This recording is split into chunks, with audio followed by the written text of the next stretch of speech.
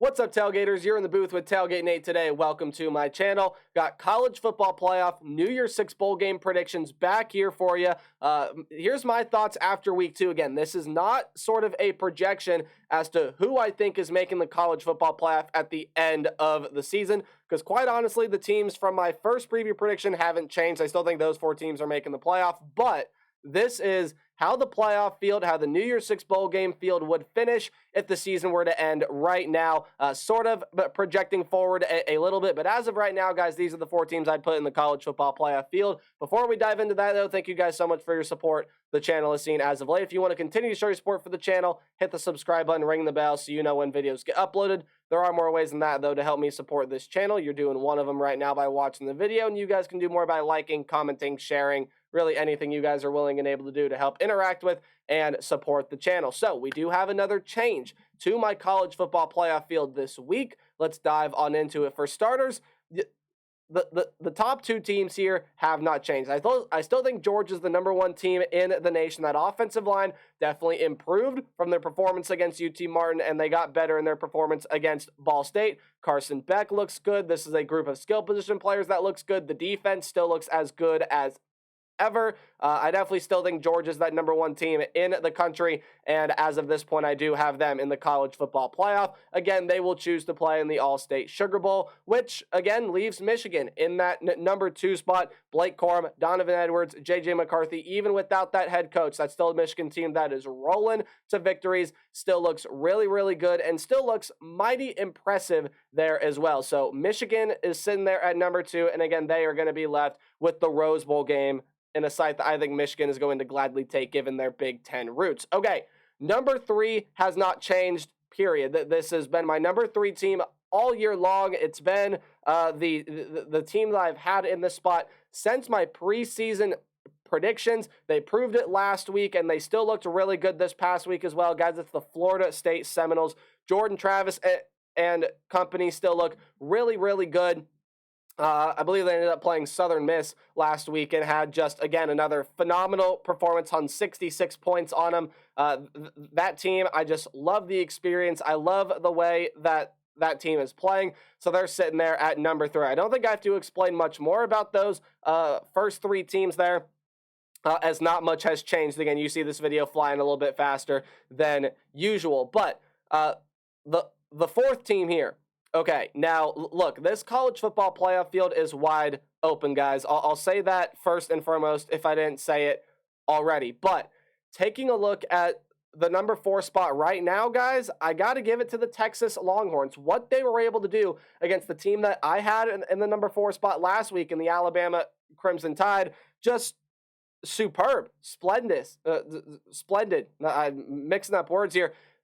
They were fantastic in that game against the Alabama Crimson Tide. Quinn Ewers played really, really well. That's a group of wide receivers. That's one of the best groups in the entire country. It was coming into the year. It just proved that in the game against Alabama. But I think what caught a lot of people's eye is, yes, of course, Quinn Ewers, Steve Sarkisian giving it to his old head coach, again, Steve Sarkisian, former Alabama offensive coordinator, being able to go in and beat him with Quinn Ewers, all that, yes. But in my opinion, what really impressed me about that Florida State performance, about the Texas performance, sorry, I was looking at the Florida State logo there, was the defense, right? The defense really stepped it up for Texas. That pass rush was able to get home against Jalen Milroe, and just Texas guys looked really, really good. I think as of right now, absolutely, they are the #4 team and in the college football playoff field as we currently sit. So again, #1, 2, and 3 haven't changed for a lot. That #4 spot just continues to rotate around. Who knows? Maybe next week I have a new #4 team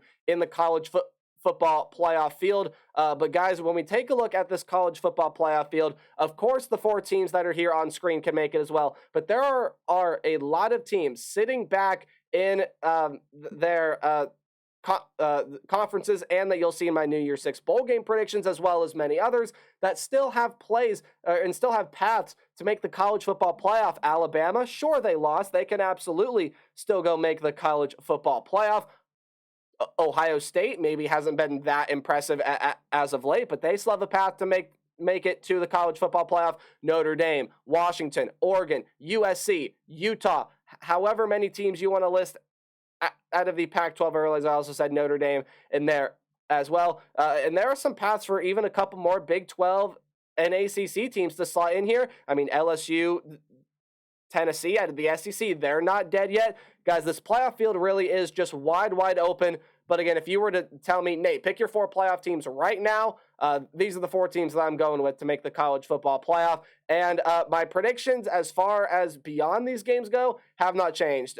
When you pit Georgia and Texas together, I think it's going to be a very fun, very entertaining style game, but I think this Georgia defense will be a little bit too much for the Texas attack. So Georgia moves on in the semifinal here. Michigan, Florida State, I've touched on it before. I think it'll be a really fun, entertaining, competitive game. But I do think Michigan, with that ground game and the way J.J. McCarthy has been playing, I like the Michigan Wolverines a little bit too much. My national title pick, guys, has not changed. I still think Michigan, at the end of the day, once the season is all said and done, is going to walk away with the national championship trophy in hand. That is still what I believe, and Michigan has really shown me nothing to prove me otherwise so far. So still, I do have Michigan winning the college football playoff. So there's my playoff field. You can take a look at that. I'll leave it on screen for a little bit more.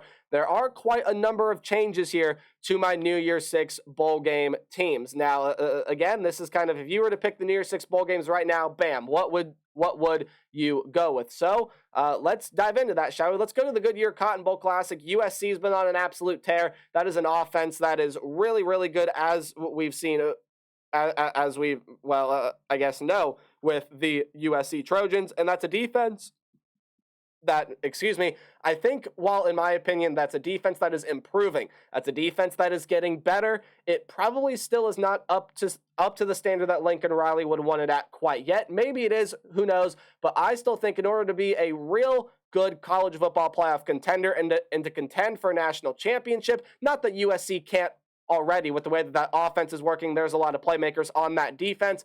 But I think that defensive side of the ball just needs to take it up a couple more notches here. But for right now, I got them in the Goodyear Cotton Bowl Classic, playing the Alabama Crimson Tide again. They just ended up losing that game to the Texas Longhorns. And my apologies, USC should have a win in that conference column as well. They just beat Stanford last week, so they are 3-0 and then 1-0 in conference. That's a graphical error there on my part. I apologize. But Alabama, guys, I think showed a lot of promise in that middle Tennessee game, and I think they just got out-schemed, out-coached. Whatever way you really want to cut it, slice it, Alabama just did not play their best football against the Texas Longhorns. And I know that Alabama can play better. We've seen it. We saw it in that Middle Tennessee game where the defense looked fantastic.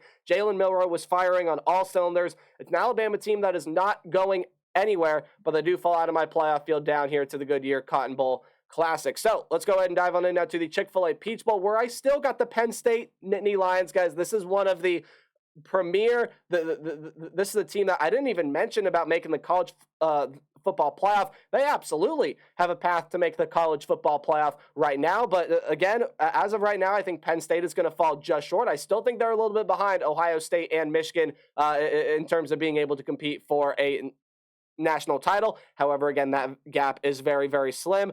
Penn State with Drew Aller, that running back room, and that loaded defense as well. Penn State's playing some of the best football in the nation, definitely a bona fide top 10 team. But the Notre Dame Fighting Irish, guys, they are replacing the LSU Tigers here in my New Year's 6 bowl game predictions, and with no slight to the LSU Tigers. That's a team that absolutely can still go make a New Year's 6 game. I just think, guys, that when you look at the Notre Dame Fighting Irish, I think right now they just look better. The Notre Dame looks crisp. Sam Hartman is firing on all cylinders. That's an offense that is clicked. That's a defense that is clicked. Notre Dame has 3 games under their belt, and every single week they just look more and more impressive. I really like the way that the Irish and head coach Marcus Freeman have been able to gel this team together. Notre Dame and Ohio State is coming up here next week.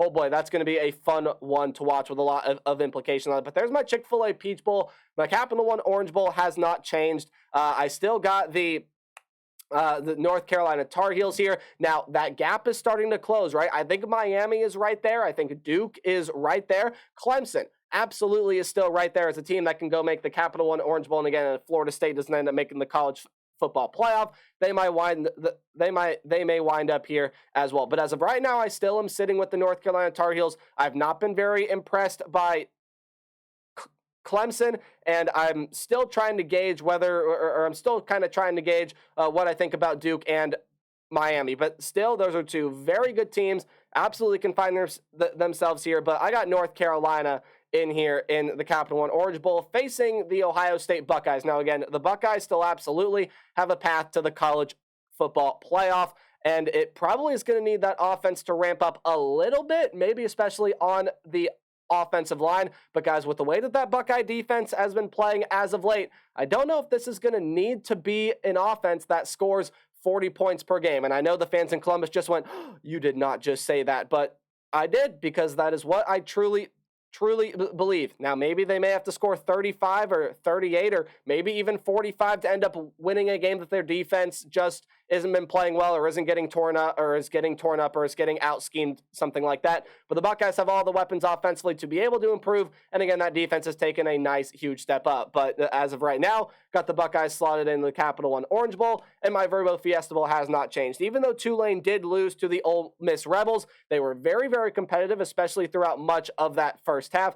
And they were playing without quarterback Michael Pratt in that game as well. I still think Tulane is the best team that the Group of Five has to offer right now. Again, you could look at some other teams that are out there. Memphis is starting to climb up. Boise State is definitely still there, even though they have started out 0-2. I still think UTSA is a solid player in this as well.